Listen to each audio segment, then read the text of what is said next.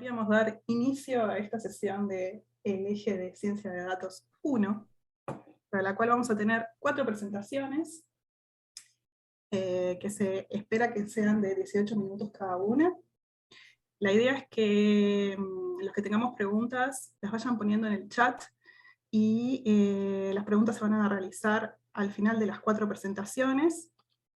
Y no sé si las personas que presentan están de acuerdo, pero mi idea es avisarles alrededor de 1 minuto antes de que finalicen los 18 minutos. ¿Estamos de acuerdo? Vamos a ver cómo nos sale esto del cronómetro. ¿Ah? Así que bueno, le doy la bienvenida a la investigadora y docente Lucía Rosich, de la Facultad de Ciencias Económicas y de Administración de la Universidad de la República. Bueno, muchas Todo gracias. tuyo, Lucía. Bueno, como decía recién Diana, yo soy Lucía, y este es un trabajo que hicimos con Emiliano Álvarez, Gabriel Brida y Eric Limas, que se llama Análisis de comunidades de países con dinámicas similares en la evolución de la pandemia de COVID-19. Así como a modo de síntesis de lo que es este trabajo, nosotros buscábamos identificar comunidades de países que tuvieran una evolución similar en el COVID-19, y queríamos poder caracterizar estas comunidades para ver si habían determinados factores que, que pudieran explicar como los distintos impactos que estaba teniendo la pandemia. Si venían por el lado de características socioeconómicas, demográficas, geográficas, o de políticas aplicadas, demás. Y para esto lo que hicimos fue trabajar con los datos de casos nuevos de COVID por día, y aplicar herramientas de análisis de redes. En realidad lo que hicimos fue construir ventanas móviles de 150 días de amplitud, que se iban moviendo día a un día. Teníamos 95 ventanas móviles, y en cada una de ellas construimos redes para identificar comunidades en cada ventana, y después trabajamos con identificación de comunidades, con algoritmos de identificación de comunidades, para ver de alguna forma comunidades en intensidad de similitud de trayectorias, digamos, en la pandemia. Ahora explico un poco mejor de qué va eso. Y las conclusiones principales a las que llegamos son que los grupos no eran estables. Básicamente el COVID es un problema dinámico, digno de ser estudiado como un sistema complejo, y que tanto las políticas de testeo y de rastreo podían ayudar a tener trayectorias más estables, pero que tampoco lo estaban garantizando, porque teníamos, las comunidades que identificamos están compuestas por países que son súper diversos entre sí, y que en todas han tomado distintas actitudes. Hay pertenecientes miembros, digamos, que tomaron actitudes distintas entre sí. Entonces, lo que nosotros entendemos es que la mejor estrategia que podría llegar a tener un país es contar con recursos y con cierta capacidad contingente para que el sistema de salud pueda responder ante emergencias sanitarias, como está haciendo, no sé cómo querramos definir el COVID. Bueno, básicamente este trabajo nace como una extensión de uno previo, que habían ya hecho Emiliano, Gabriel y Eric, en el que habían trabajado con 191 países. Ellos en este trabajo, la diferencia principal es que no habían trabajado con ventanas móviles, sino que habían analizado comunidades en función de la distribución de la enfermedad, del COVID, de los casos de COVID, para un periodo específico de tiempo, para una cantidad de días de casos. Y otros trabajos que han trabajado también con métodos de clusterización e identificación de comunidades en la pandemia son los de Saquiras y Chandú, que en realidad trabajan con unos datos distintos que nosotros, y con menos países y menor cantidad de periodos. Y otro es el de Machado y López, que él utiliza como 2 aproximaciones distintas para ver el problema, y llega a la misma conclusión de que es un evento extremo y extraño que se tiene que analizar como un sistema complejo.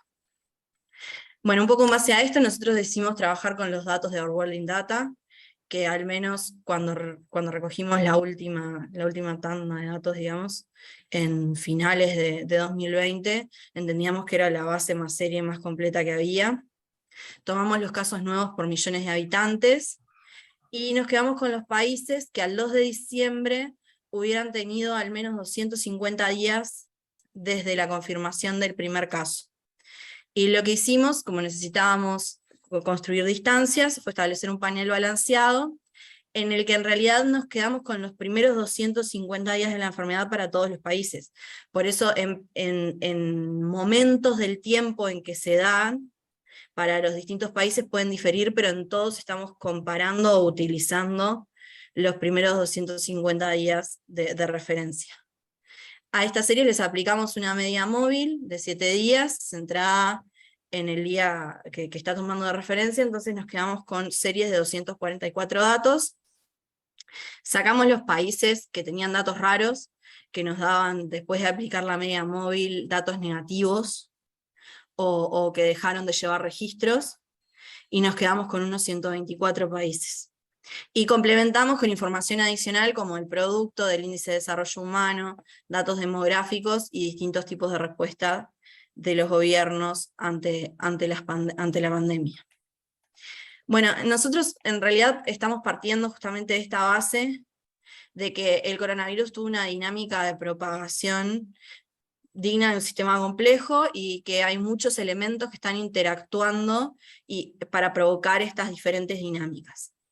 Entonces entendemos que lo mejor es apoyarnos en estas ideas de Mantegna y trabajar el problema como un problema de redes, en que cada nodo es un país y cada vínculo al inicio en las ventanas temporales tiene que ver con la diferencia en cómo se va dando, cómo se van generando los nuevos casos en cada ventana, y después, cuando pasamos a la segunda etapa, los vínculos tienen que ver con la intensidad de pertenencia a los mismos grupos. Entonces, lo primero que hicimos fue calcular estas distancias. Primero calculamos los coeficientes de correlación de Pearson, y le aplicamos una transformación para que cumpliera con los axiomas de la distancia euclidiana, y creamos matrices de correlaciones, donde cada elemento nos está hablando de en la ventana cuán diferentes fueron la dinámica de los casos, digamos, de los nuevos casos diarios. Una vez que teníamos estas matrices de distancia, lo que hacíamos era aplicar árboles de mínima expansión en base al algoritmo de Kruskal, que lo que busca hacer es tomar las redes con las mínimas distancias posibles. Es un proceso iterativo que va seleccionando los mínimos links, los links más pequeños, y va generando un árbol completamente conectado en el que no hayan loops. Y después a esto se le aplicó con el método de vínculo único, single linkage, un procedimiento para obtener árboles jerárquicos en los que se establecieron con los criterios de T cuadrado y de CH los puntos de corte para determinar el número de grupos que tenemos en cada ventana.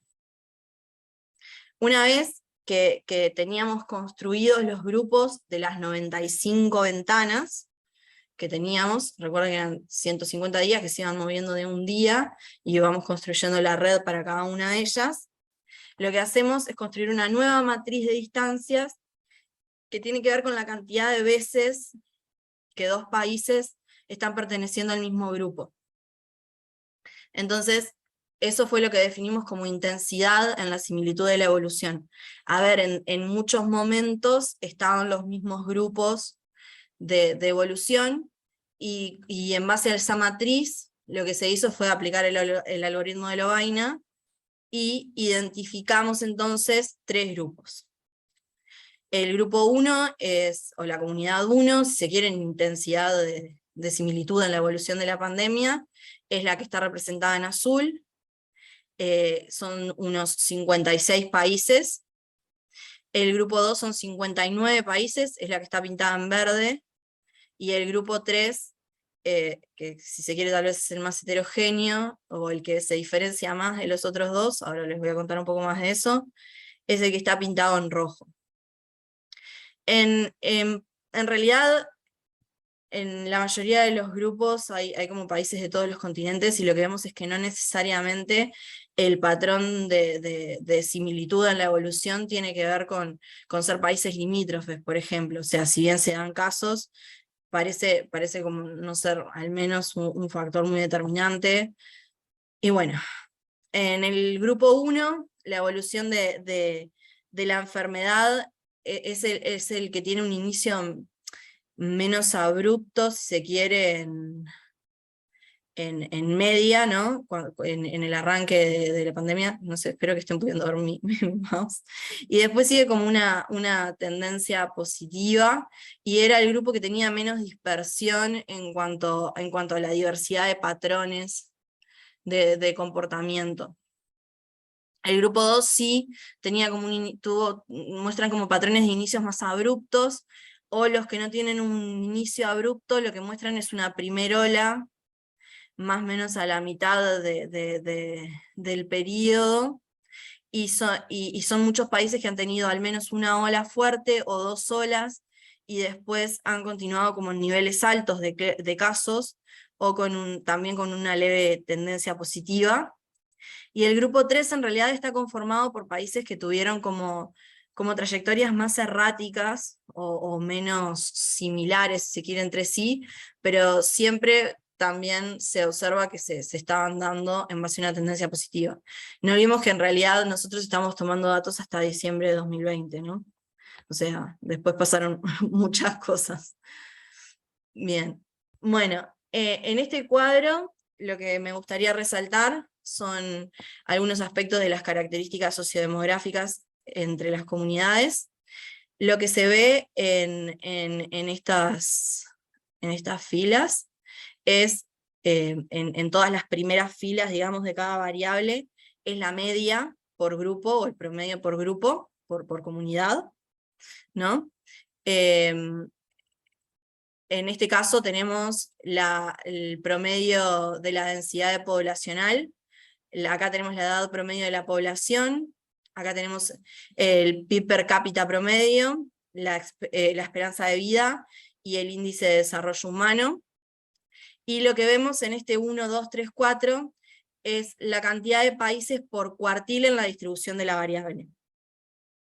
Entonces, básicamente lo que tenemos es que en casi todas las dimensiones que estamos considerando, prácticamente las tres comunidades tienen países en todos los cuartiles de la distribución, o sea que son, para empezar, grupos súper heterogéneos en cuanto al comportamiento de estos indicadores socioeconómicos. No hay ninguno que esté como resaltando, como decís, parece determinante en la generación de este grupo. Lo que sí se resalta más es que la comunidad 3 está compuesta por países menos densos y de población más joven, pero más vulnerable por el lado de los recursos, digamos, porque cuentan con el menor PIB per cápita promedio, con una esperanza de vida más baja, y con un índice de desarrollo humano también más bajo que las otras dos comunidades. Pero en sí, en media son todas relativamente similares, y casi todas tienen miembros en todos los cuartiles de la distribución.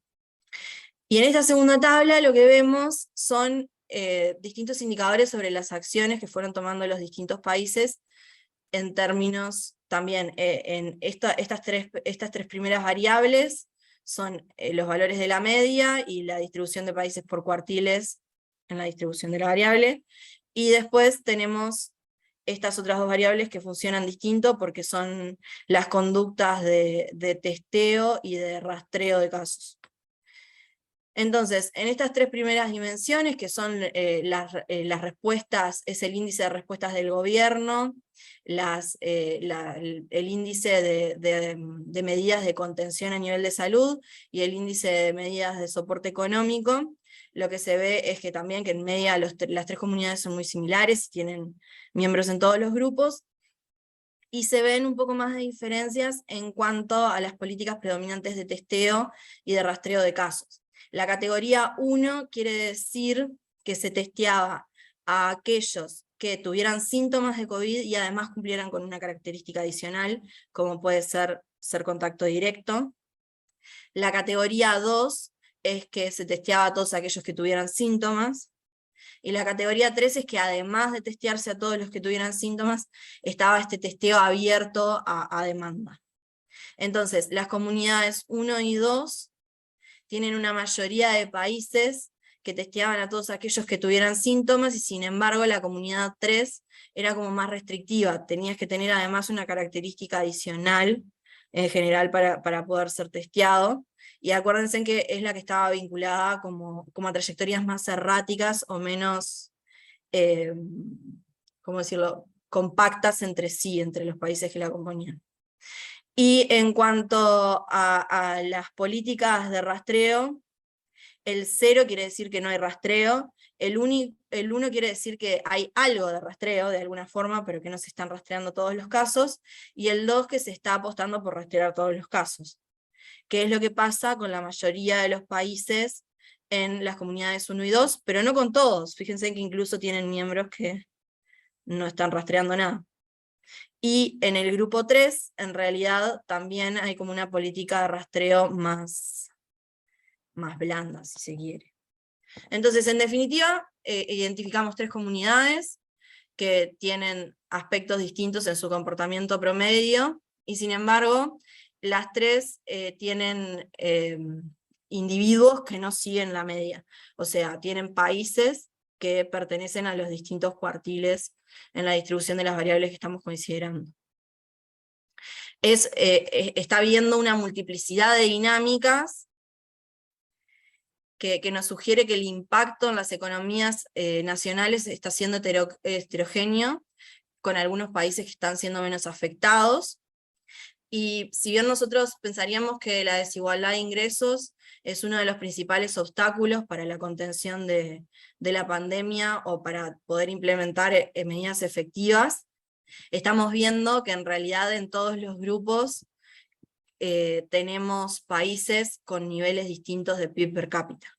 Así que tal vez no esté siendo el factor determinante, digamos. En sí, lo que volvemos a sostener es que el COVID es un fenómeno complejo, y que está caracterizado por muchos patrones y por dinámicas que no son lineales. Y que en realidad entendemos que las políticas adecuadas no pueden ser homogéneas, sino que se tienen que adaptar a cada situación, y que lo que puede ser más, como una medida así como más genérica, es contar con respaldo para tener un sistema de salud que pueda responder rápido con cierta contingencia. Y sí, lo que vimos es que de alguna forma las dinámicas más estables sí estaban como un poco más vinculadas con testeos y rastreos, con políticas más estrictas de testeos y rastreos, pero no necesariamente todos los países de estas comunidades los estaban teniendo. Entonces, otro punto que creemos que es importante discutir es este trade-off entre la propagación de la enfermedad, las medidas que se toman para contener la propagación de la enfermedad, y el impacto que esto tiene en la economía. Y lo que vimos fue que hay trabajos que muestran que en realidad los efectos de los confinamientos no necesariamente son lineales en los resultados, y que tienen efectividad variables en términos de muertes, y que sí está claro que esto tiene un impacto nocivo en la economía.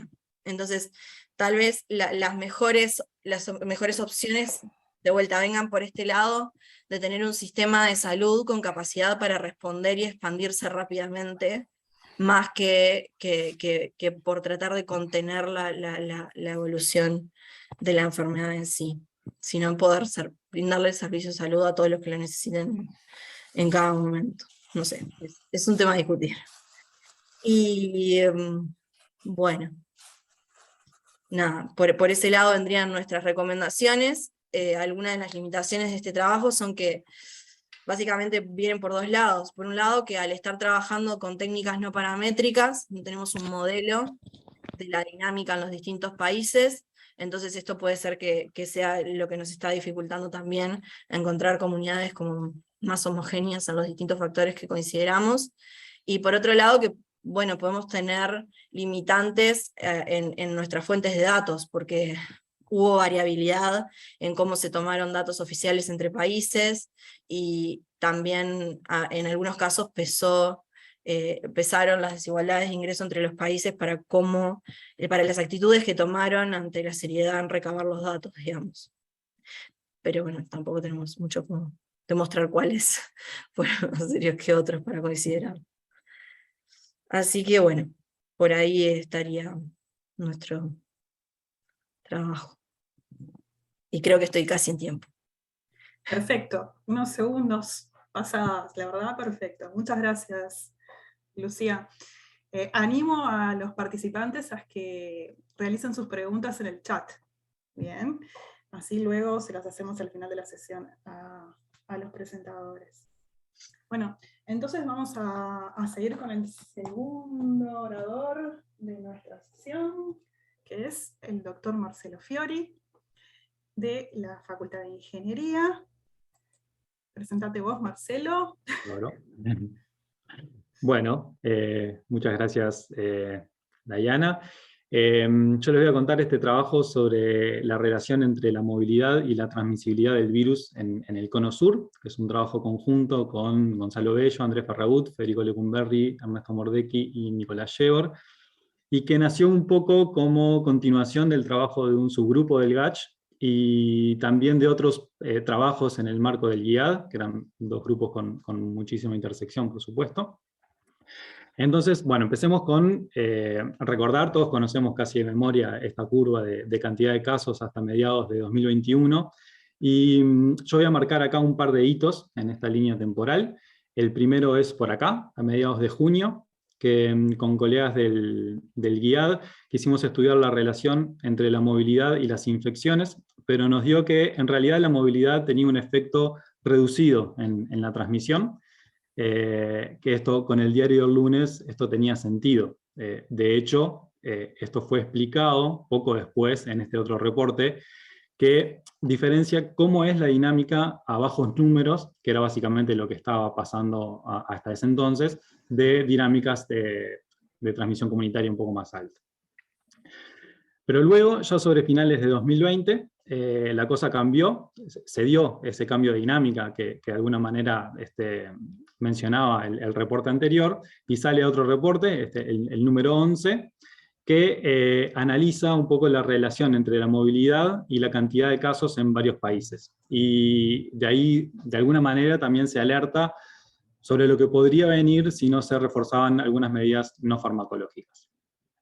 Entonces, bueno, lo que podía venir, entonces vino, y ya sobre marzo de 2021 teníamos este otro reporte, que es la base de lo que voy a contar aquí.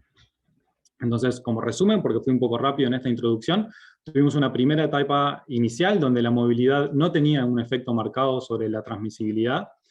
Esto fue explicado luego por un reporte sobre cómo cambia la dinámica a números bajos y a números altos, y luego sí, un par de reportes ya con una dinámica de transmisión comunitaria más alta que relaciona un poco más la movilidad con la tasa de infección. Entonces, les voy a contar acá un poco cuáles fueron los datos que usamos en este trabajo que estamos presentando. Primero, para la movilidad, usamos los datos públicos de Google, había otras fuentes. Esta imagen de aquí es cómo varió la movilidad respecto a un valor de referencia en febrero de 2020, o sea, movilidad pre-pandemia. Acá se puede ver, por ejemplo, la caída de marzo de 2020, o la caída de fin de 2020 y comienzos de 2021, etc. Entonces, ahí está. En realidad, ese era un resumen, pero Google publica movilidad en estas 6 categorías, que son estas de acá, y que claramente no son independientes entre sí. Por ejemplo, la gente se queda más en su casa si no va a trabajar, por decir una obviedad. Y por otro lado, eso era de la parte de movilidad, y por otro lado utilizamos un estimador de la tasa de reproducción, que como ustedes saben, a grandes rasgos, cuando es mayor que 1 indica un crecimiento de la cantidad de casos, y cuando es menor que 1, un decrecimiento. Entonces, acá tenemos marcado el 1 en esta línea horizontal, cuando está por arriba es crecimiento y por abajo decrecimiento de la cantidad de casos, a grandes rasgos. Entonces, con estos dos juegos de datos, digamos, hicimos el ajuste, que es lo que les voy a comentar a continuación. El ajuste fue hecho con una regresión lineal, utilizando la serie temporal a ajustar, era la serie esta del número de reproducción R, utilizando 3 categorías de movilidad, de esas 6 categorías de Google que mencionaba antes, desplazadas en el tiempo.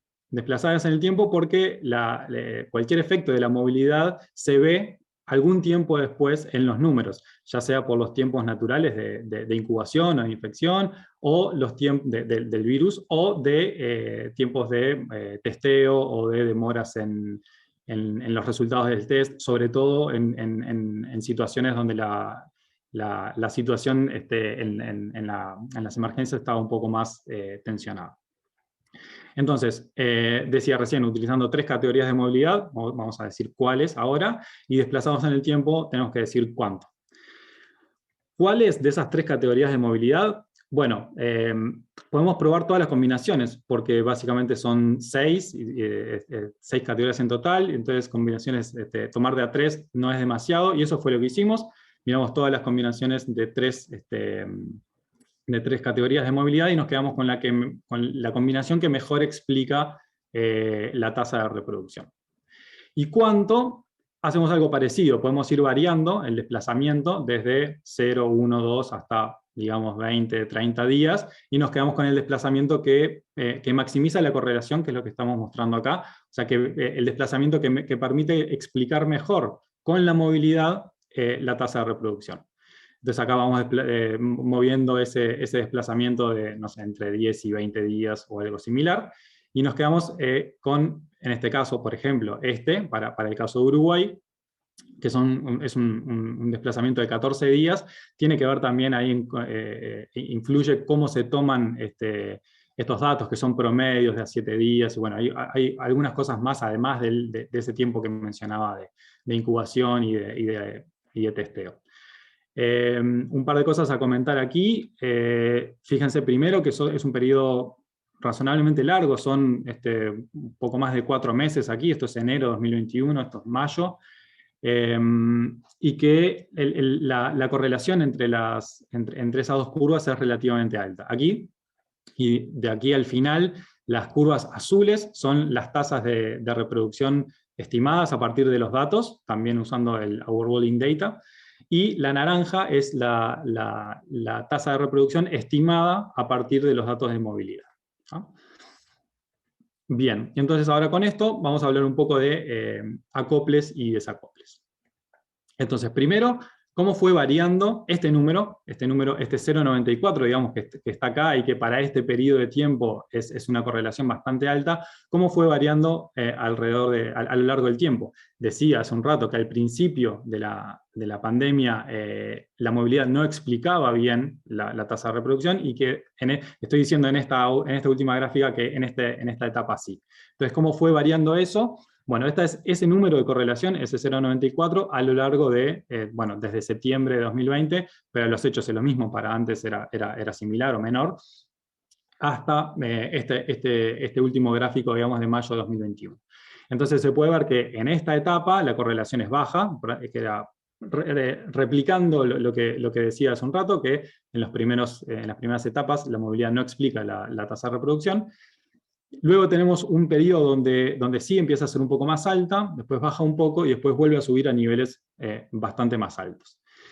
Repito, esto tiene sentido, y sobre todo si lo ponemos, si miramos en conjunto la cantidad de casos. Esto acá a la derecha tenemos el P7, es la curva esta roja, y en color respectivo en azul tenemos la correlación que teníamos antes. Entonces vemos que cuando hay una transmisión comunitaria más alta, o sea, cuando el P7 es más alto, tenemos una correlación más alta de la movilidad con la tasa de reproducción. Llegando a que cuando tenemos una transmisión comunitaria realmente alta, la correlación es muy, muy alta. Bueno, y entonces ahora vamos al esperado desacople. Hasta ahora les había mostrado prácticamente esta parte de aquí, la parte de la izquierda, la que está sobre el fondo azul, que era cuando la movilidad estaba acoplada, y en un momento vimos el desacople. Entonces voy a gastar un minuto o dos en explicar qué es lo que hicimos aquí. La correlación que está acá, el 0,94, es la misma que teníamos antes porque está tomada sobre este periodo azul. O sea, este número acá es la correlación de esta parte de acá. Entonces, de nuevo, voy a repetirlo por las dudas. En azul está la tasa de reproducción, el número R medido, y en naranja el estimado a partir de la movilidad. Y el periodo de tiempo en azul es el que tomamos para realizar el ajuste, ¿sí? O sea, ahí estimamos los coeficientes, si quieren, de la regresión, y eso queda fijo. Y luego, a partir de esta zona amarilla, por un lado, como que nos olvidamos de alguna manera del número que se mide, del número de reproducción, y estimamos cuál sería el número R que se predice a partir de la movilidad con los mismos coeficientes que fueron estimados en la parte azul. Entonces vemos una primera parte amarilla en la cual más o menos se sigue, o sea, el número reproductivo que se predice a partir de la movilidad más o menos sigue la tendencia del que leemos o del que vemos en la calle, y después se da lo que nosotros llamamos el desacople, que es que cuando, según la movilidad que se mide, tendríamos un número reproductivo más alto, o bueno, distinto del que se ve en las medidas, que es lo que se ve acá. Una cosa que no comenté, pero que vale la pena decirlo, este acople, volviendo un poco antes, este acople que vemos acá, de alguna manera permite, por un lado, explicar la relación entre la movilidad y la tasa de contagios, y por otro lado, de alguna manera sirve, o sea, serviría un poco de predictor, porque la movilidad uno la puede medir ahora, y eso le da un poco de información, no toda, pero sí un poco, sobre qué pasaría dentro de una semana o 2 semanas. Bien, entonces volviendo a esta zona, a esta gráfica, replicamos este estudio para los otros países de la región, del Cono Sur, Argentina, Brasil, Chile y Paraguay, con resultados similares. Quizás me centro un poco en Chile, que tiene, bueno, de casualidad el mismo factor de correlación, 0,94, pero tiene un comportamiento similar, una parte donde está muy acoplada, otra parte donde más o menos sigue y después un desacople. Y ya habíamos visto esto, que no lo estoy mostrando acá, pero lo voy a mostrar en un ratito, con Israel, que había comenzado la etapa de vacunación un poco antes que los países del Cono Sur, por supuesto, y que ya habíamos visto ese desacople. Entonces, estamos esperando ver ese desacople que habíamos visto en Israel en los países del Cono Sur. Lo vemos en Uruguay, lo vemos en Chile, y un poco para nuestra sorpresa, también lo vemos en los otros países, en Argentina, Brasil y Paraguay. Para nuestra sorpresa, porque en nuestro imaginario lo que estaba atrás del desacople era la vacunación, que habíamos visto en Israel, y que veíamos en Chile, que tenía una política de vacunación, y había empezado más o menos de forma similar que Uruguay, un poquitito antes. Entonces Uruguay y Chile tenían números altos de vacunación, y se veía el desacople, pero también lo veíamos, por ejemplo, en Paraguay, que tenía muy, muy poca vacunación. Entonces ahí, bueno, nos reunimos, por ejemplo, con colegas de Paraguay, y lo que nos abrieron los ojos ahí los colegas era que en Paraguay había muchísima población con inmunidad natural, mucho subreporte también, ahí influía también cómo era la pirámide etaria de Paraguay, y entonces a partir de eso fue que nosotros empezamos a decir, bueno, combinemos, veamos cuál es la cantidad el porcentaje de población que tiene algún grado de inmunidad, ya sea natural o por vacunación. Y eso empezaba a explicar un poco mejor las cosas. Ahora les voy a mostrar acá, en esta gráfica, que lo que se muestra es, en el eje horizontal, por ahora no presten atención a los números entre paréntesis, en el eje horizontal el porcentaje de población que tiene algún grado, que tiene inmunidad, ya sea natural o por vacunación por tener las 2 dosis, y en el eje vertical el cociente entre el número de reproducción estimado a partir de la movilidad y el medido. Entonces, eso quiere decir que cuando ese cociente es cercano a 1, quiere decir que la movilidad estima bien, y cuando es distinto de 1, quiere decir que la movilidad ya no está estimando bien la tasa de reproducción. Por ejemplo, acá está el 1, entonces en toda esta zona, que se corresponde con la cantidad de población, el porcentaje de población de Uruguay que tiene inmunidad todavía baja, vemos un acople, o sea, un número un cociente cercano a 1. ¿Cuándo se produce el desacople? Bueno, este es un umbral que tomamos nosotros. El desacople se produce alrededor de cuando la cantidad de población con algún grado de inmunidad está entre el 30 y el 40%. Entre paréntesis está qué parte de la población está inmunizada por vacunación. Entonces, acá se ve que en Uruguay fue básicamente, que tuvo un impacto muy grande la vacunación, y la cantidad de población con inmunidad natural fue menor en cantidad relativa. Este es el mismo estudio para los otros países, Argentina, Brasil, Chile y Paraguay, y se ven cosas similares, o sea que en general, alrededor del 30%, del 30 al 40 y poco por ciento es que se dan este desacople. Una cosa que quizás no comenté, quizás valga la pena hacerlo, Brasil es un país muy grande, Argentina también, entonces esos promedios de movilidad quieren decir menos en Brasil que en Uruguay, por ejemplo, que es un país mucho más chico. Pero de todas maneras se veía el acople y se veía el desacople. Entonces, volviendo un poco a esto, y quizás llamando la atención, ahora sí, sobre los números entre paréntesis, por ejemplo, en Paraguay, vemos que Paraguay alcanzó un desacople con, de vuelta, entre el 30 y 40% de población inmunizada, pero básicamente inmunización natural porque había un 2% de población completamente vacunada. Entonces en Paraguay fue básicamente gracias a inmunización natural, en Uruguay y Chile, por ejemplo, con una fuerte componente de vacunación. Israel e Italia, mostrando simplemente como como prueba de concepto, que también pasaba lo mismo en estos países. En Israel ya les había comentado, se daba un poco antes, el desacople, esto es comienzos de 2021. Como anécdota, no sé si recuerdan, pero en Israel después de ese desacople tuvo una ola grande y se volvió a acoplar la movilidad con la tasa de reproducción.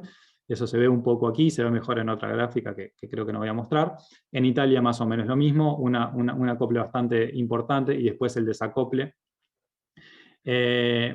Aquí, bueno, acá se los voy a mostrar, ¿sí? Esta es la misma gráfica para Israel. Entonces acá se ve el desacople, de vuelta más o menos alrededor del 40% de la población inmunizada, de vuelta en Israel básicamente gracias a vacunación, el desacople, y después vuelve a valores cercanos a 1, ese cociente entre el R estimado y el R medido.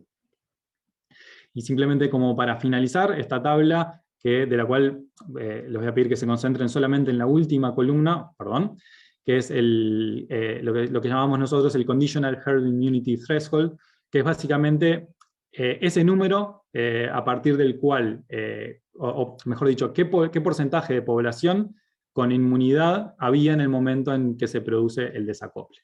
Entonces se puede ver que ronda entre el 30 y el 40 y algo por ciento en todos los países, incluyendo Israel e Italia. Y quiero resaltar la palabra condicional acá, ¿no? Esto era, ¿qué quería decir este condicional? Quería decir que con las medidas y con las cepas que estaban circulando en ese momento, estos fueron los porcentajes de población inmunizada que llevaron al desacople. De vuelta, vuelvo a repetir, a riesgo de ser pesado, los porcentajes de vacunación eran muy distintos en los distintos países. Acá vemos, este es el porcentaje de población vacunada en el momento del desacople. Paraguay y Argentina con valores muy bajos, Italia también, Chile e Israel con valores muy altos, Uruguay también ahí arriba, y Brasil un poco también ahí también abajo, y estos son los porcentajes de inmunidad natural. Entonces, repetir, porque la parte de condicional es importante, estos eran los porcentajes de población inmunizada, ya sea de forma natural o de forma con la vacunación, que permitían el desacople condicional a esas condiciones que estaban en ese momento. Y repito, las cepas que estaban circulando y las medidas no farmacológicas que también ayudaban, el uso de tapabocas, en transporte público, en espacios cerrados, etc. Entonces, con esas condiciones, esos eran los valores de inmunidad que observamos en el momento del desacople, ya sea por inmunidad natural o por vacunación. Así que bueno, eso era lo que les quería comentar. Muchas gracias. Muchas gracias, Marcelo, por la presentación. Vi que se fueron sumando más personas, así que vuelvo a repetir que los que quieran hacer preguntas las dejen en el chat, que las voy copiando y las hacemos al final de la sesión. A ver. Bueno, seguimos entonces con la próxima presentación del doctor Andrés Ferragut, investigador y docente de la ORT. Andrés, lo vi por acá hace un minuto. Ahora sí, pero la presentación la va a dar Fernando, porque yo ando un poco mal, no puedo hablar. Así que la presentación la va a dar Fernando Paganelli. ¿Está? Perfecto. Bueno, entonces seguimos con Fernando.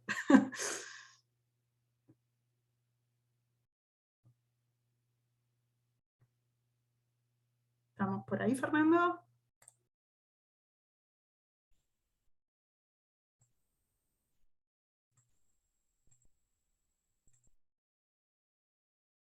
Estaba acá hace un minuto. Acá está. Estoy muteado, perdón. Ahí va, ahora está.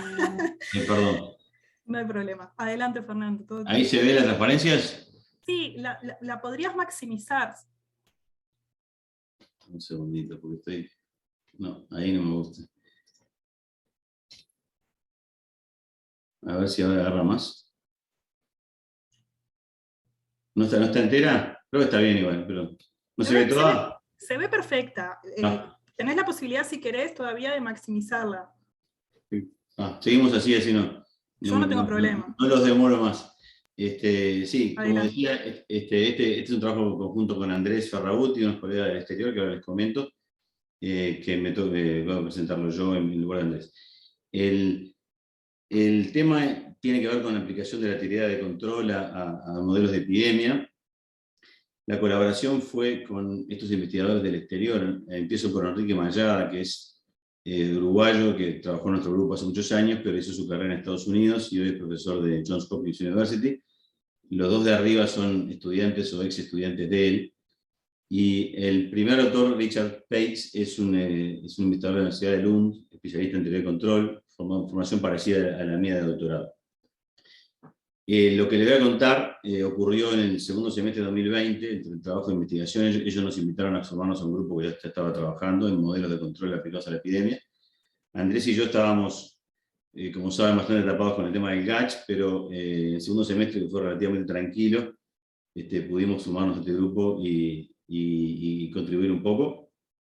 El resultado eventualmente salió en un trabajo que se publicó recién este año en la revista esta, que es la revista de control. Así que les voy a resumir más o menos lo que está aquí.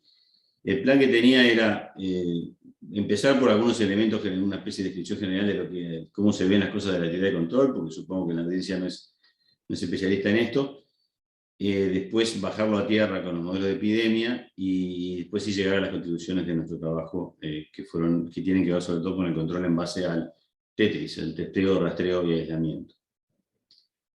Entonces empiezo por generalidades sobre cómo se ve el mundo desde la teoría de control, y básicamente nosotros trabajamos con un sistema, que es un sistema dinámico, una caja que uno piensa que ahí adentro hay variables moviéndose dinámicamente, una ecuación diferencial o algún otro modelo similar, pero no está del todo especificada la dinámica.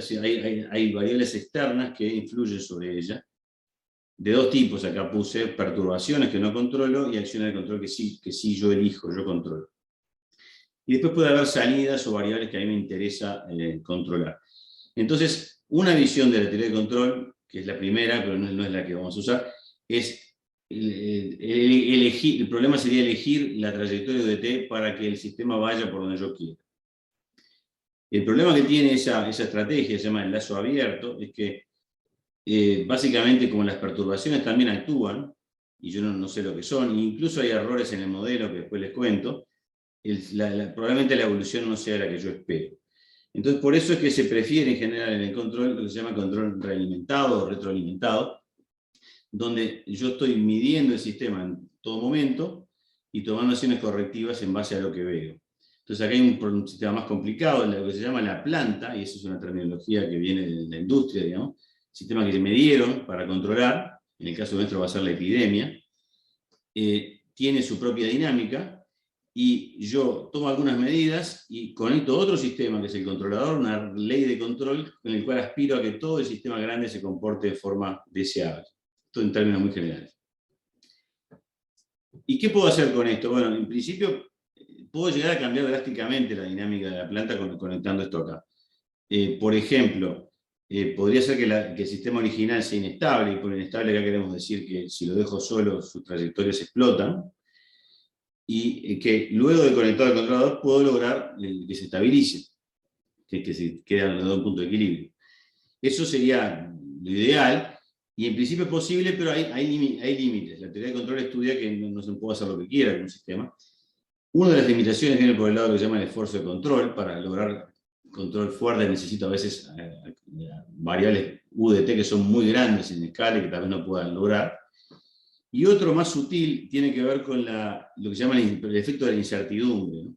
Y este es el que quiero enfocarme acá. El sistema, el modelo que yo quiero controlar normalmente se va a desviar de mi ecuación matemática, más o menos. En el caso del modelo de paradigma se va a desviar bastante. Y puede pasar, y eso es una debilidad que tiene el sistema de control, que algo que funciona nominalmente con el modelo ideal, después cuando lo conecto a un sistema cercano, termina andando bastante mal. Entonces, lo que se llama la teoría de control robusto, que es la que yo me formé, y también este colega Pates que le mencioné, es cómo hacemos para tener indicadores de cuándo este sistema es frágil o sensible a los errores en la planta. Y hay mucho escrito sobre eso, y de corte bastante matemático, pero les comento un indicador que se usa bastante, se llama la función de operador de sensibilidad, que tiene que ver con, yo tengo un lazo de control como este, es el mismo pero más simplificadito acá, planta y controlador, y mido la relación entre una consigna que me dan y el error que cometo de traqueo de esa consigna. Bueno, ese operador se llama operador de sensibilidad, y su tamaño medido en cuanto a cuánto amplifica las señales o cuán grande es en frecuencia típicamente, es un indicador de fragilidad. O sea, si es muy grande este número, grande quiere decir más de 10 pónganle, entonces quiere decir que esto es un sistema bastante frágil y hay riesgo de que no funcione. Por último, en este background un poco apretado de control, les comento este antecedente, que es una famosa charla que dio esta persona, Gunther Stein, que es un pope de control de los años 80, que se hizo muy popular en su momento, sobre las dificultades intrínsecas de controlar sistemas inestables. O sea, un sistema que si lo dejo solo, tiene una dinámica que explota.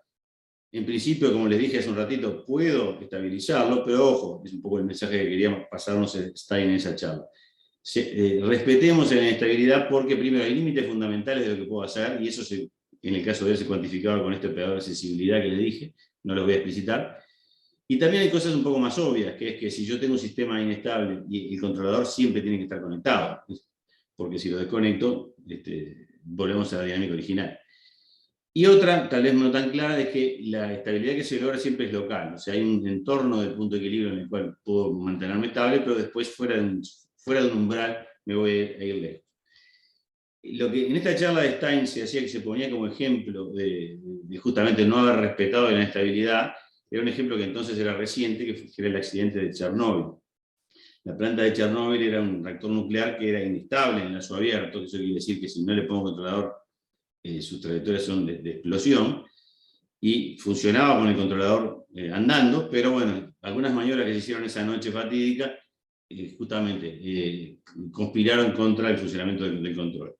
Entonces esa charla fue muy, muy famosa, y yo esa frase la usé en alguna conferencia del GACH como para ilustrar que estábamos acá frente a una situación similar. Tenemos un fenómeno inestable, lo podemos controlar, pero hay que tener mucho respeto a lo que se puede lograr. Bueno, ese fue mi interludio previo. Ahora quiero bajar a los modelos de epidemias. El que más voy a hablar, el que uno siempre usa primero, es el modelo de SIR, que básicamente sigue el comportamiento dinámico de poblaciones de susceptibles, infectados y removidos de la enfermedad, con una población total que llamamos N. Aquí está escrito como ecuaciones diferenciales, no voy a detallar mucho, pero es el modelo más simple que tiene los elementos importantes de una epidemia. Y aquí en este mismo modelo uno ya puede identificar lo que se llama este número de reproducción, que ya mencionaba Marcelo, que aparece en este caso con esta cuenta en rojo acá. Ahora les digo los factores que aparecen en ese número. Y como ya se dijo y sabemos, si el número de reproducción es mayor que 1, uno tiene un crecimiento exponencial. Y después a lo largo del tiempo lo que ocurre es que este número típicamente varía, como se mostró, y entonces uno tiene distintas formas de comportamiento. Bueno, ¿qué fórmula teníamos para este número de reproducción? Bueno, acá hay 3 factores, ¿no? El beta en el modelo lo que indica es la contagiosidad, la tasa de contactos infecciosos, que dependen del propio virus y también dependen de todas las medidas no farmacológicas que se tomen para evitar el contagio. El T acá, que en el modelo era 1 sobre gamma, representa el tiempo medio de exposición. ¿Cuánto tiempo está la gente contagiando? Depende también de la enfermedad, pero aquí se puede actuar aislando los casos infectados. Y el factor final, S sobre N, es la fracción de individuos susceptibles, eso depende de la inmunidad justamente natural o por vacunación, como se dijo recién. Entonces, las opciones de control que tenemos para controlar este sistema es actuar sobre uno de estos 3 factores, y esa clasificación en realidad es bastante útil para de alguna manera resumir lo que podíamos hacer en la epidemia. Por un lado, podíamos actuar sobre el beta, y eso es toda la batería de medidas, desde las más suaves, el tapabocas, hasta los lockdowns, que estaban disponibles en el tapete. Por supuesto que nosotros en el grupo de trabajo consideramos algunos modelos que involucraban al beta, pero digamos que es más difícil hacer matemática con esto, porque justamente el modelo del beta incluye el comportamiento de la gente, la respuesta de las personas a las consignas o a las obligaciones, y entonces incluso al miedo, a la propia enfermedad. Es muy difícil un modelo que realmente prediga lo que hace el beta. Por razones entonces de tratabilidad analítica, nos quedamos con el problema de controlar el T, que es un poquitito más tratable, nos parece, reducir el tiempo de exposición. Y de eso les voy a hablar enseguida. Y el tema que no tratamos, porque en 2020 no estaba todavía disponible, era el tema de la vacunación, que es bajar el tercer factor. Entonces ahora sí voy a lo que está en el contenido del trabajo que mencioné. Y hay distintas contribuciones, pero el primero es justamente un modelo de control en el cual las cuarentenas, la población cuarentenada, se considera una variable de control. La UDT que les mencioné antes sería la Q acá. Entonces tenemos un modelo SIR modificado, donde a los infectados se les descuenta a los cuarentenados a la hora de contar los contagios. Ese modelo, la pregunta es, bueno, ¿cómo definimos la realimentación que controla el Q? Bueno, el modelo más simple que estudiamos primero acá, es decir, supongamos que Q de T es la siguiente fórmula: una fracción alfa, y esa fracción alfa es la fracción de infectados que detecto, acá está el subreporte contando, y después una fracción alfa de los infectados se cuarentena, con la salvedad que se hacen después de un retardo tau. El retardo tau mide de alguna manera el tiempo que me lleva testear, rastrear y aislar a la persona.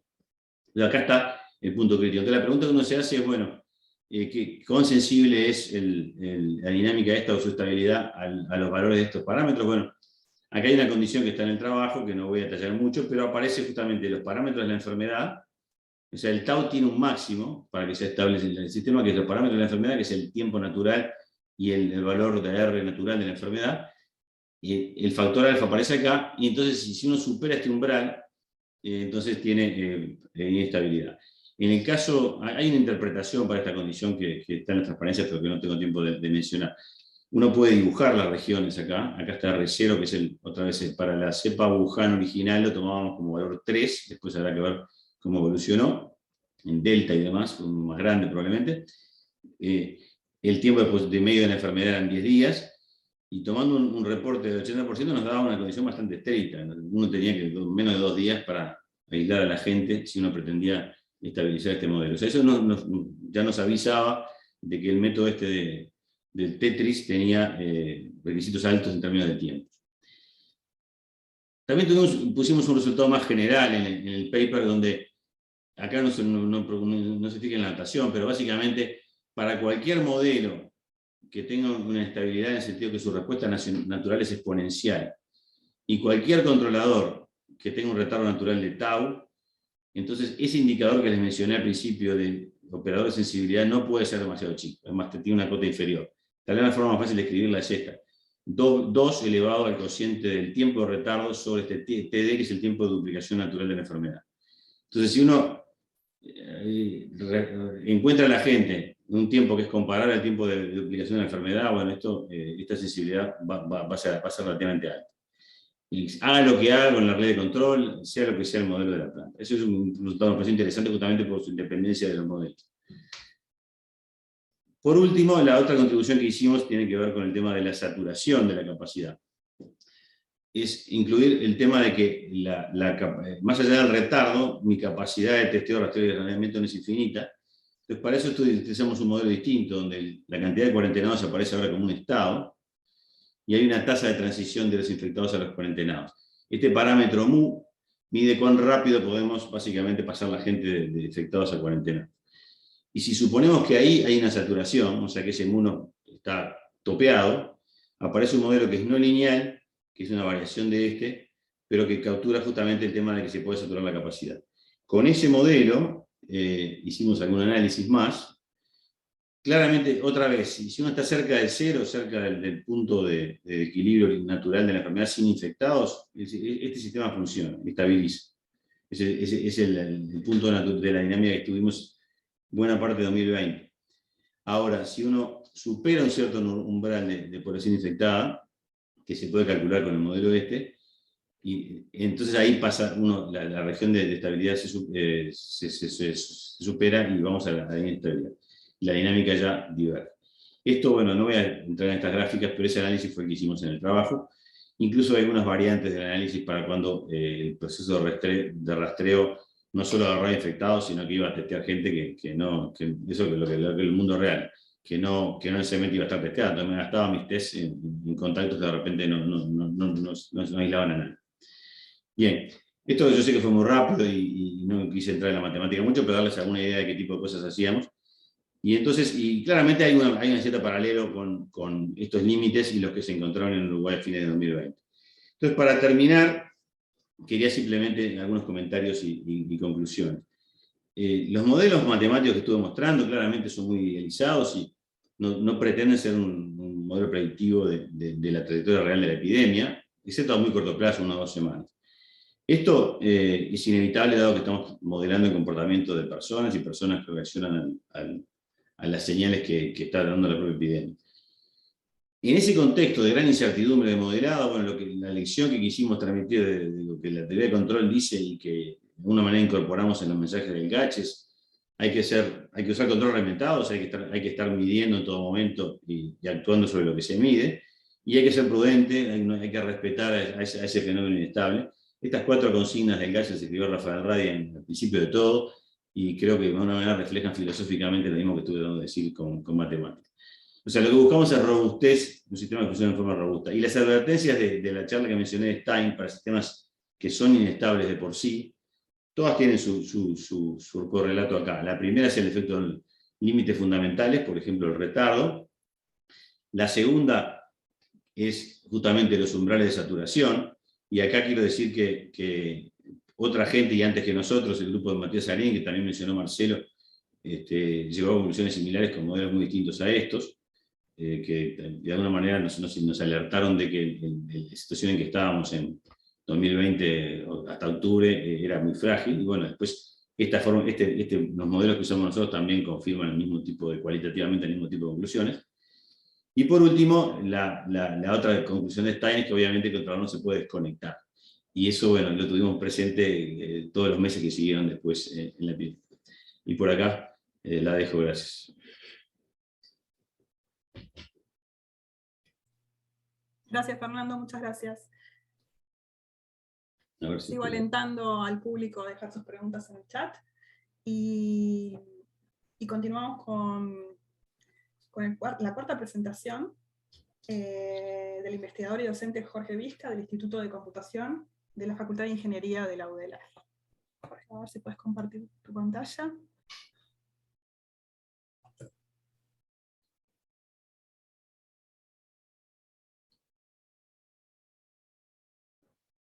Estás muteado, Jorge. A ver, un segundo que no me aparece para... ¿Tengo permitido compartir?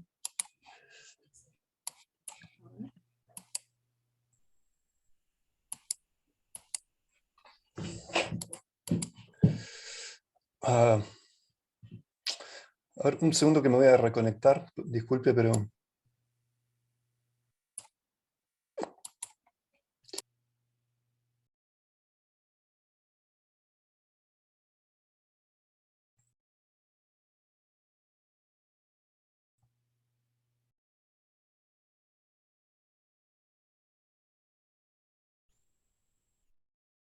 Ya entro nuevamente. Le pido al administrador de sala 2, si está presente, que verifique que A ver, ahora... Jorge pueda compartir la pantalla. Si no me habilita compartir pantalla, por alguna razón. Ya lo vamos a solucionar. Sí, intenté salir de Zoom y volver a entrar por si era yo, pero...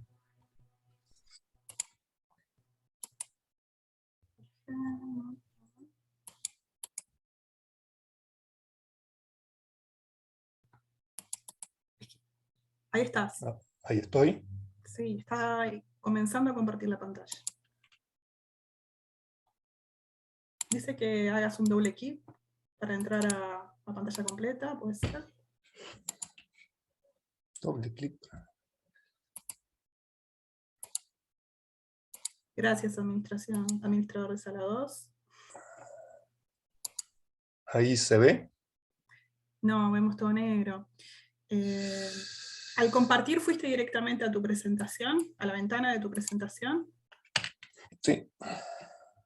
A ver, A ver, deja de compartir y intenta nuevamente. vamos a intentar de vuelta. Eso. Primera vez que me sucede. Ya sabemos el dicho. Sí.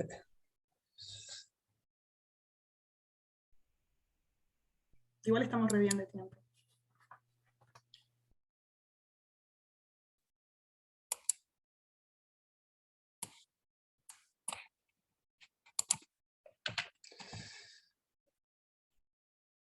No, se sigue. Qué curioso. Me dice que estoy compartiendo, pero... Maldición. ¿Vos querés pasarme la presentación y yo intento compartirla desde mi pantalla mientras vos A la ver. decís? ¿Tenés mi mail? Sí. Sí. Si no... Es lo único que se me ocurre. A no ser que quieras dar la presentación a capela. No. Un segundo.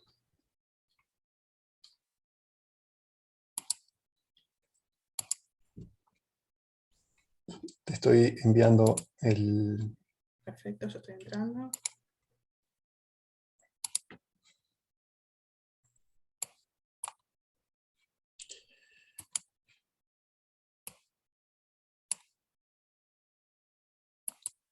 Dice Javier, Sí, él es cierto que él está conectado.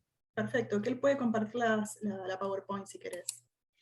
Está. ¿Es posible que yo hable por encima de su presentación? Sí, le tenés que avisar a él cuándo pasar la slide. Está. Javier Ernesto, ¿dónde estás? Allí. Está pasando lo mismo, ¿eh? No, perfecto. Ahora sí. Ahí está. Bueno. Perdón por el insuceso. Cosas que pasan. Ahí estamos entrando en full screen. Creo.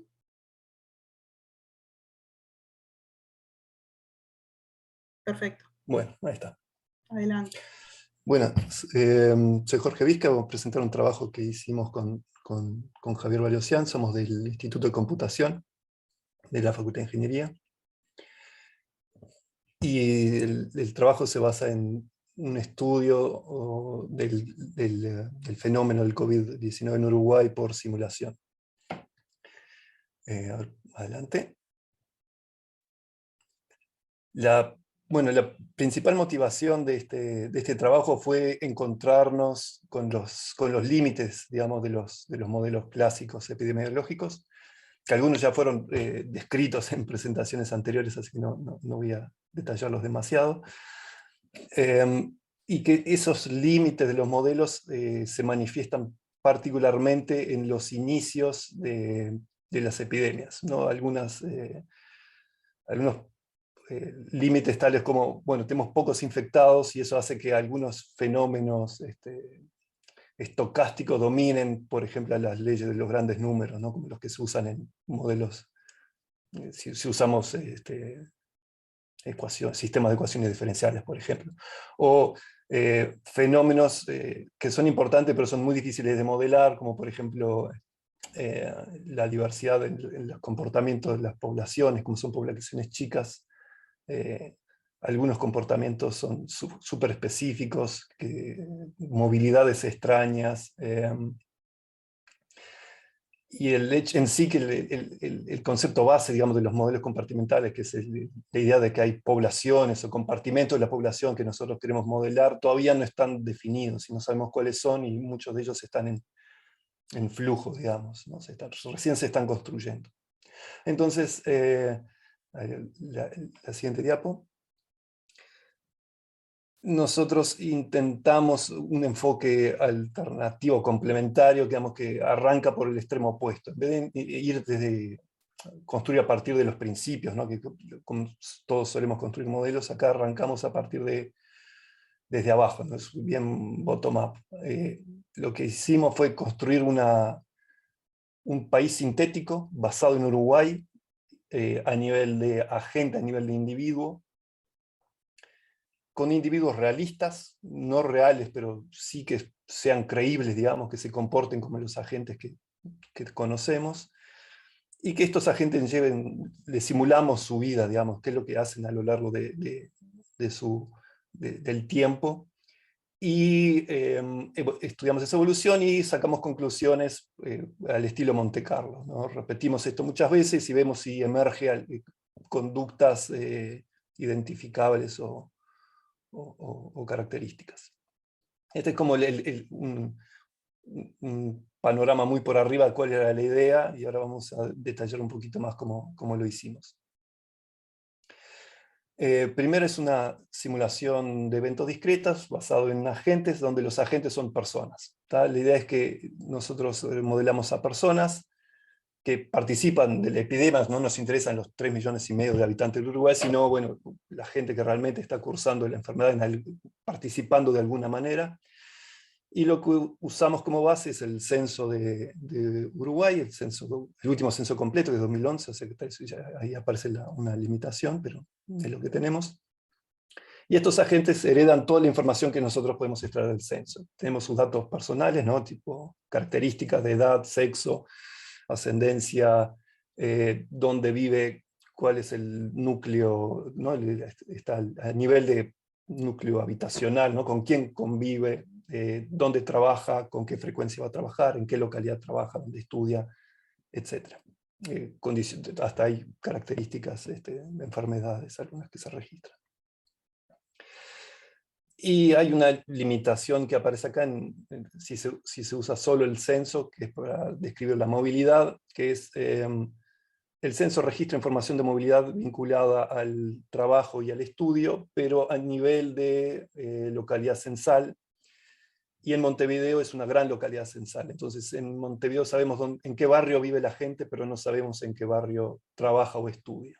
Eso es una dificultad que tuvimos que superar, que eso lo adelantamos, que enchufamos más fuentes de información en este modelo, que es una de las fortalezas de este modelo, digamos, que permite integrar información extra. Eso lo vamos a detallar un poquito más adelante.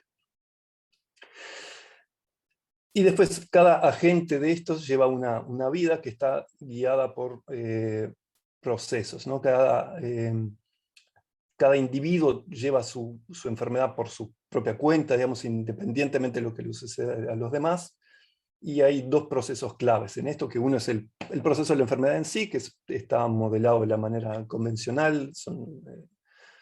Digamos, hay un estado, un estadio de la enfermedad en la que cada persona está, y hay tiempos de pasaje de un estadio y otro, y hay alternativas, ¿no? Puede ser uno puede estar enfermo de sintomático o asintomático, y ahí aparecen estados distintos, ¿no? Como ponemos estado latente, presintomático, infectivo, y después recuperado o removido, según se prefiera, con tiempos que pasan entre estos estados.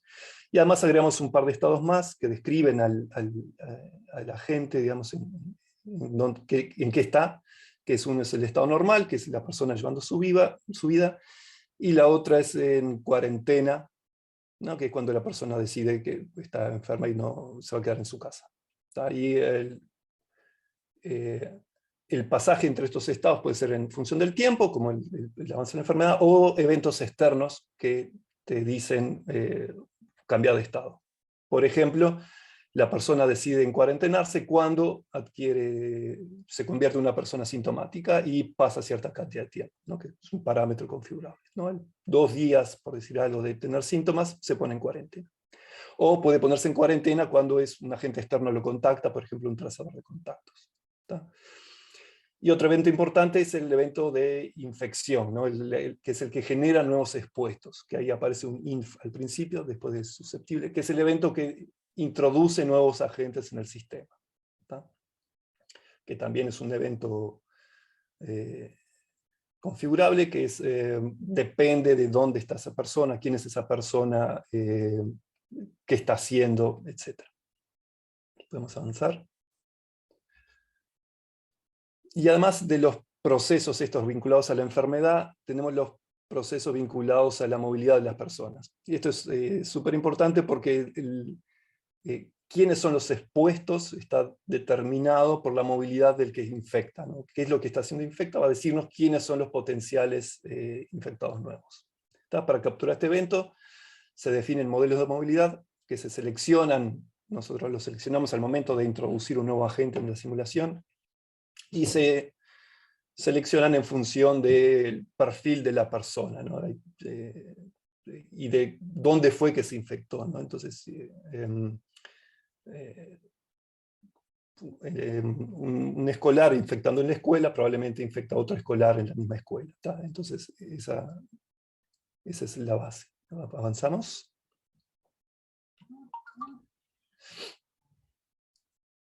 Se definen varios modelos de movilidad, acá algunos que definimos nosotros, que por ejemplo un estudiante que no trabaja es un escolar, entonces lo que va a hacer es ir entre su lugar de estudio y su hogar, básicamente, o puede ser una persona que nunca sale de su casa, que bueno, a partir de los datos del censo lo construimos como, bueno, todas las personas de menos de 10 o más de 70 que no trabajan ni estudian, entonces es una persona que básicamente está en su hogar, o personas que solo trabajan, etc.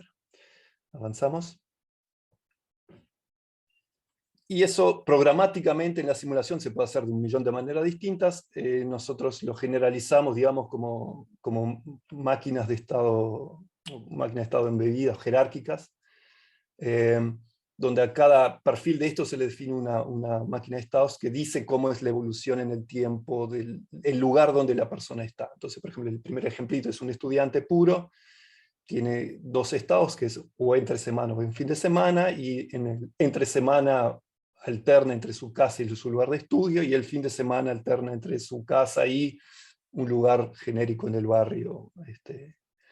Entonces, a medida que pasa tiempo en un lugar, en ese lugar él genera infectivos nuevos, con unos parámetros de infección, como decíamos antes, con una intensidad dada, determinada por la persona y por la actividad y por el lugar.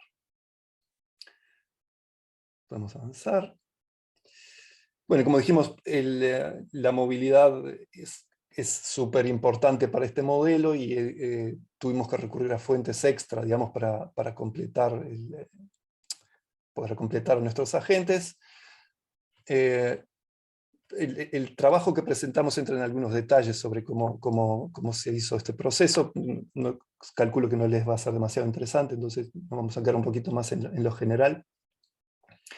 Usamos dos fuentes. La primera fue los datos de movilidad del transporte de Montevideo, del STM, que nos dio acceso a la intendencia, que nos dio registros anonimizados de, bueno, cantidad de gente, dónde la gente viaja en ómnibus y qué tipo, el perfil de la STM que usan. No sabíamos los estudiantes dónde se subían y dónde se bajaban en el ómnibus, y las distintas categorías de tarjetas del STM. Usamos esto para estimar trayectorias de la gente de cada barrio, de los distintos perfiles, a dónde se movía, a qué otros barrios se movía para realizar sus tareas, según semana, entre semana y fin de semana, etc. Otra más. Y después está la fuente que es como el santo grial de la movilidad, digamos, que es la información que poseen las telefónicas, que tiene potencialmente información extremadamente detallada. En todo momento saben cuál es la radiobase más cercana que tiene cada celular. Estamos hablando de cobertura de algunas manzanas en una zona céntrica, que es información extremadamente potente, digamos, pero es muy difícil de acceder. por razones algunas muy obvias. Una razón es que es mucha información, entonces logísticamente implica un gran costo para los operadores, y otra razón es que bueno, es información crítica desde el punto de vista de la privacidad de las personas. Entonces es difícil de acceder y de utilizar, es un proceso que llevó cierto tiempo, pero se logró acceder a datos de Antel que nos presentaron una información sumarizada y anonimizada, digamos, sanitizada, de forma que se asegura que Antel lo presente, y nosotros a partir de esos datos bastante resumidos reconstruimos trayectorias verosímiles, digamos, para utilizar en nuestro sistema. Los detalles de esto, particularmente de este proceso de reconstrucción, están presentados en el artículo, pero no son demasiado divertidos. Siguiente. Y acá la idea es mostrarles cómo se ve la ejecución de este modelo. Esta es una instancia de nosotros de ejecución del modelo. Nosotros en este caso introducimos 5 casos en mi pantalla se ve súper chiquito, así que no sé dónde, creo que es en un barrio, ahí creo que era en Palermo. Y lo dejamos actuar a la gente y vemos qué sucedía. Entonces ahí abajo a la izquierda tenemos la gráfica clásica, digamos, de cantidad de gente de personas en cada uno de los estados, ¿no? Hay personas infectivas, personas en cuarentena y personas, no llego a ver, pero infectivos en cuarentena y expuestos, digamos, pero todavía no infectivos, ¿no? Que son las grafiquitas un poquito que nosotros estamos acostumbrados a ver, y arriba en gris está bueno, la cantidad acumulativa de gente que es recuperada, ¿no? Que cursó la enfermedad. Y en este caso la enfermedad, digamos, el brote epidémico se agotó en sí mismo, ¿no? Ahí a lo largo, en unos 80 días, si no llego a ver bien, pero con la cantidad de gente que cursó la enfermedad. Esto mismo, avanzamos una diapo más, repetimos el mismo escenario sorteando otras 5 personas en el mismo barrio, y el efecto fue completamente distinto. Acá tenemos una instancia donde el brote se salió de control. Digamos, nosotros nos fijamos un umbral máximo, y cuando nos salimos de ese umbral decimos que se descontroló, ¿no? Lo que acostumbramos a hacer. Y acá vemos que cualitativamente hubo un caso distinto, digamos, ¿no? Si miramos la cadena de quién fue infectando a quién, ahí podemos ir viendo las edades y el modelo de movilidad que tenía asignado el agente. Vemos un caso extraño ahí que disparó un montón de infecciones esa persona. Y si miramos las edades, ¿no? Es unos 72 años que está siempre en el mismo lugar, y si miramos a quienes infectó, generó un montón de infecciones de otras personas parecidas. Si vamos al censo a ver quién era esa persona, básicamente lo que nos encontramos acá fue con un residencial, que es un fenómeno cualitativo que vimos, que se ve en las noticias, y acá lo capturamos, digamos, lo vimos pasar en la simulación, y vemos el efecto que tuvo, ¿no? Si no hubiera pegado en ese residencial, esto pudo haberse extinguido, digamos, sin haberse salido de control, o pudo haber pasado otra cosa, ¿no? Entonces, el siguiente diapo. Entonces, cada una de estas ejecuciones fue un escenario posible de propagación. Entonces, para sacar conclusiones de hacer esto, lo que hacemos es, bueno, repetimos esto muchas veces y vemos qué sucede, nos planteamos preguntas. Entonces, hay un ejemplo, dice, que nos planteamos, bueno, ¿qué probabilidad hay de que se salga de control un brote en San José de Mayo de 10 personas? Entonces lo que hacemos es, avanzamos, siguiente diapo, repetimos esto, hacemos 5.000 ejecuciones y vemos, bueno, cuántos de esas ejecuciones superaron los 100 casos activos. ¿está? Y probamos varios escenarios, ¿no? Que es con los modelos de movilidad base y algunas modificaciones, ¿no? Por ejemplo, reduciendo el día escolar a 2 días, que es algo que se hizo acá, o reduciendo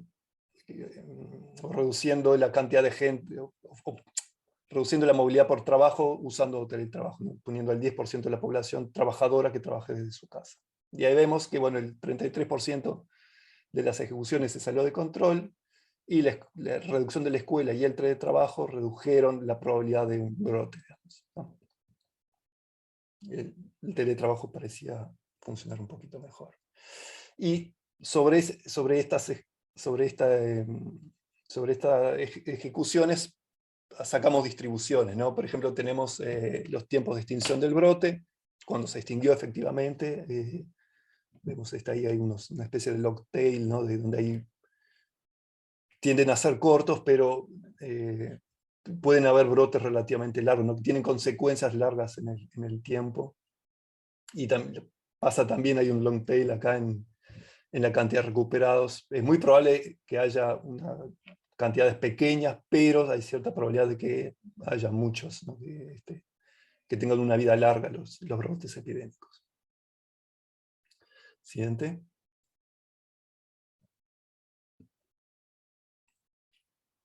Y también podemos bajarlo como todo esto está atado a la geografía, podemos bajarlo a ver exactamente qué es lo que sucedió, ¿no? Entonces, si miramos estos brotes en San José de Mayo, podemos ver la probabilidad de que haya habido casos en distintas localidades, ¿no? Entonces vemos que en San José aparecen distintas localidades de San José, con probabilidades razonables. Después aparece ahí un Montevideo Cordón, ¿no? Que hay el siguiente lugar popular donde es probable que aparezca es Montevideo, que suena razonable. Después aparecen otras localidades de San José, otras localidades de Montevideo, y de repente por ahí aparece un Rivera, ¿no? Que hay un caso extraño, una probabilidad baja pero no despreciable de que aparezca casos en Rivera sin que hayan aparecido localidades intermedias, ¿no? Es un salto extraño. Que otra vez podemos ir a ver al censo y mirar qué era lo que pasa acá. Y bueno, así hay una población que vive en Rivera y trabaja en San José. Está atada a fenómenos, a realidades, digamos, a trabajo en la zona rural, o poblaciones como por ejemplo operadores del sistema carcelario que trabajan en cárceles pero viven en zonas del interior y pasan una semana trabajando en el penal de Libertad, donde sea, y después vuelven a su casa. Que algunos de esos fenómenos se capturan en el censo, otros no. Por ejemplo, el fenómeno de los maestros rurales no aparece, o aparece medio escondido. O el siguiente. O también, así como miramos las probabilidades, bueno, podemos tener los tiempos, ¿no? La distribución de tiempos de aparición de los primeros casos en las distintas regiones. Y acá aparecen cosas interesantes como lugares con probabilidades bajas, pero la probabilidad de que llegue es baja, pero si llega muy rápido, que está también vinculado a estas pequeñas poblaciones que viven en un lado y trabajan en otro, por ejemplo.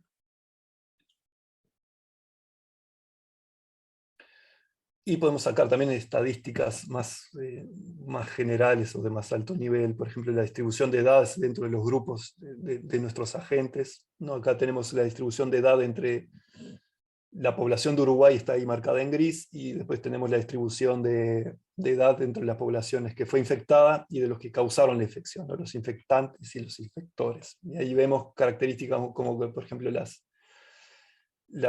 la población sub-20, ahí entre 17 y 18 años, está sobre representada entre los infectados, mientras que los que causan las infecciones están sobre representados en la gente de alrededor de 40 años. Aquí también está atado al mundo laboral y a la naturaleza del estudio, digamos, ¿no?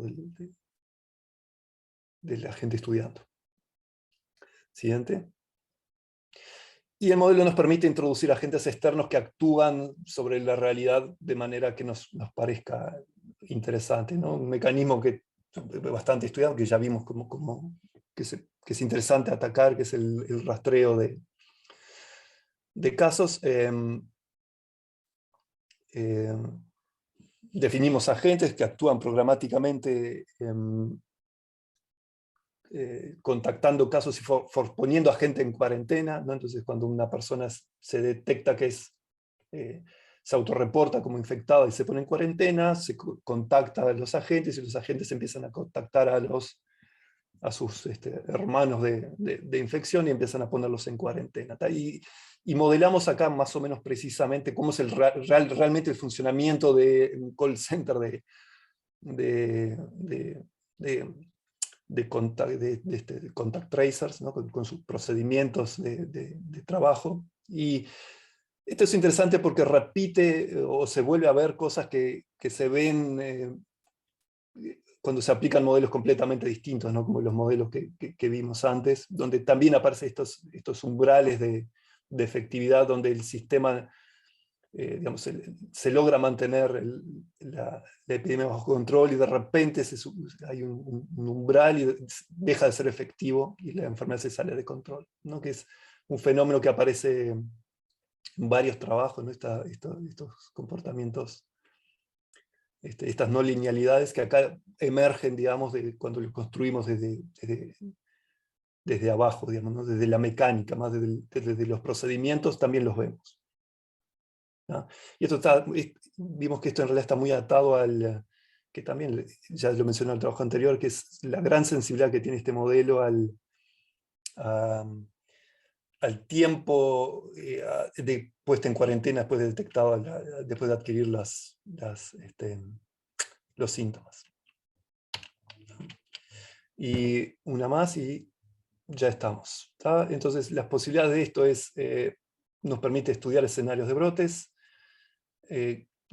con distintos procesos o mecanismos que son súper particulares, ¿no? Como introducir casos del exterior. También nos permite clasificar a los agentes según su rol en la epidemia y modelar impacto de medidas un poco difíciles de modelar por otros métodos, ¿no? Medidas que están muy atadas a procedimientos o a mecánicas, ¿no? que trabajan a muy bajo nivel. Y las fuentes de estos están disponibles, se puede bajar y jugar ahí con los modelos y con las simulaciones. Y eso es todo. Muchas gracias. Se me fue el tiempo, supongo. Y nos pasamos unos minutos, pero no pasa nada, estamos en tiempo todavía, así que muchas gracias, Jorge. Superados todos los inconvenientes, Sí. Buena la presentación. Y tengo una pregunta que pusieron en el chat para Lucía Rosich. Lucía, ¿estás por ahí? Estoy acá. No sé si tuviste la pregunta, pero... Sí, yo le leí la pregunta, pero no quise decir nada porque... Perfecto, este es el espacio que tenemos. Entendí que era... Entonces, la persona que preguntó iba si... la idea era preguntarte si el grupo, comentarte que el grupo 3 que vos definiste parecía un poco más, supongo que raro en algunos países, y ciertamente relacionado con países que no reportaron bien. Entonces, si habías probado abrir más grupos en el clustering. Sí, no sé, yo entiendo que el comentario está un poco separado de la pregunta, que pregunta si probamos a abrir más en los grupos más grandes, me imagino, ahí va, en Sí. el azul y verde. Sí.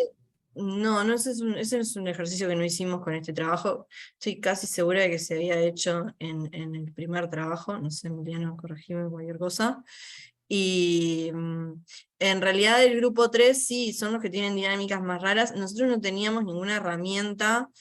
A ver, teníamos algunas sospechas por conocer algunos casos, pero no teníamos ninguna herramienta para poner algún tipo de indicador que fuera, a este le creo, a este no le creo, cómo está recabando sus datos. Sí, puede ser que esas dinámicas más raras tengan más que ver con eso, pero seguramente hayan varios que, es más, A ver, los criterios que usa cada país para los conteos de casos fueron como bastante distintos en algunos momentos, incluso hay países que hay momentos en los que cambiaron los criterios, entonces todas esas cosas terminan ensuciando un poco el análisis, pero al final son los datos son los datos con los que contamos. Sí, eso de abrir los grupos podría ser interesante de hacer, y ni que hablar que actualizar lo que hicimos, ¿no? Porque pasó mucho tiempo desde diciembre de 2020 ahora, seguramente encontraríamos con el proceso ya como más terminado, si se quiere, o mucho más transcurrido, capaz que cosas distintas. Claro, capaz que cambian los grupos, ¿no? Y capaz que sí, sobre todo por esta cuestión de que eran como muy dinámicos. Nada, gracias Lucía. Quería preguntarle al resto de los participantes si quieren realizar alguna pregunta ahora, antes de que comience la próxima sesión. Los que no la hayan escrito tienen la oportunidad de preguntarle a los presentadores.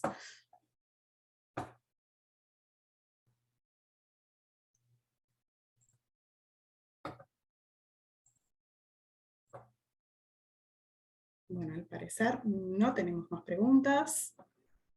Se ve que las presentaciones son clarísimas, o nuestros participantes están medio tímidos, pero bueno, tendremos oportunidad de comunicarnos con ustedes en caso de que tengamos algunas dudas. Muchas gracias a todos los presentadores de la sesión, y bueno, por acá finaliza la 3.1.